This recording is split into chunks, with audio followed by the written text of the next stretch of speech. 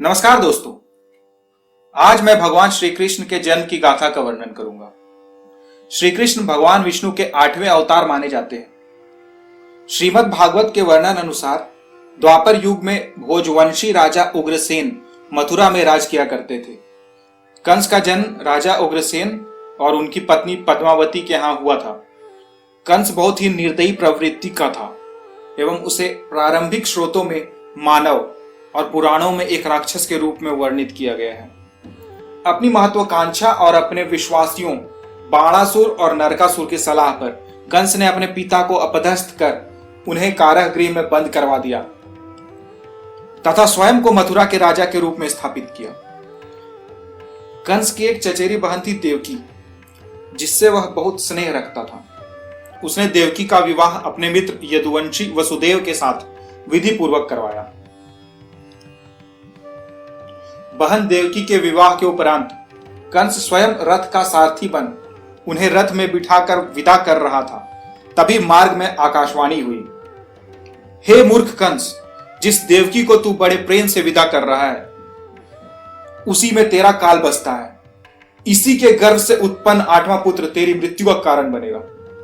यह सुनकर कंस देवकी को मारने के लिए उद्यत हुआ, परंतु वसुदेव ने कंस को रोका और कहा कि देवकी एक अबला नारी है और अपनी बहन को मारना कंस जैसे महापराक्रमी राजा को शोभा नहीं देता।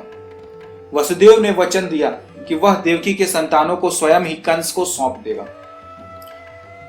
परंतु कंस ने वसुदेव और देवकी को कारागृह में डाल दिया एवं देवकी के सभी पुत्रों को जन्म के समय ही मार देने की योजना बनाई।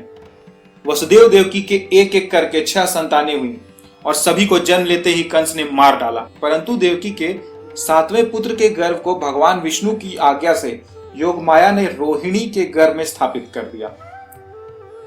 दोस्तों, रोहिणी वसुदेव की दूसरी पत्नी थी जो नंद के संरक्षण में रह रही थी।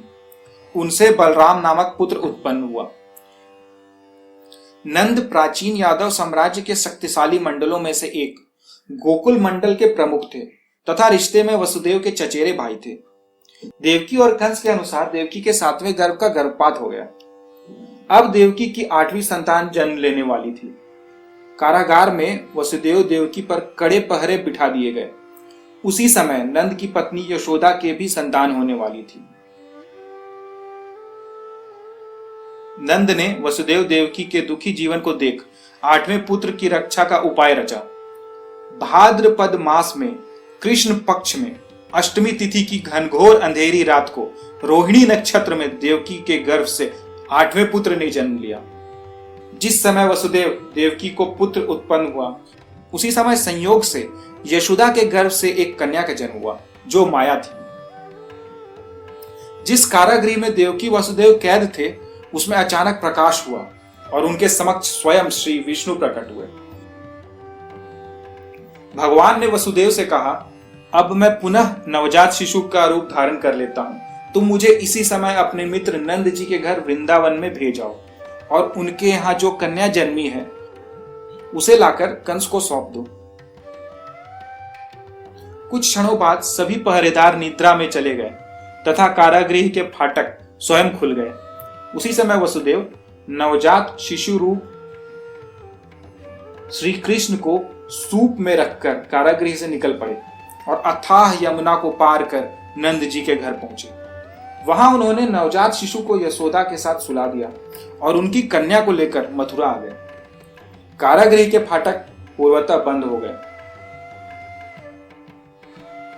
जब कंस को सूचना मिली कि वसुदेव देवकी को संतान उत्पन्न हुई है तो उसने बंदीगृह में जाकर देवकी के हाथ से नवजात कन्या को छीनकर पृथ्वी पर पटक दिया, परंतु वह कन्या आकाश में उड़ गई और कहा, अरे मूर्ख, मुझे मारने से तेरा क्या होगा? तुझे मारने वाला धरती पर जन्म ले चुका है, वह जल्द ही तुझे तेरे पापों का दंड देगा। दोस्तों, नंद व उनकी पत्नी यशोदा ने कृष्ण व बलराम दोनों को पाल पोस कर बड़ा किया। तो यह थी श्री कृष्ण के जन्म की कथा। श्री कृष्ण को गोविंद, मुरारी, कन्हैया, श्याम, गोपाल, केशव, द्वारकाधीश, वासुदेव आदि नामों से भी जाना जाता है। कृष्ण एक आदर्श दार्शनिक, निष्काम कर्म योगी स्थिति प्रज्ञ एवं दैवीय संपदाओं से सुसज्जित महान पुरुष थे। उन्हें द्वापर युग के सर्वश्रेष्ठ युग पुरुष का स्थान दिया गया है। धन्यवाद। दोस्तों, इसी तरह की और जानकारियों के लिए कृपया हमारे चैनल को सब्सक्राइब करें। धन्यवाद।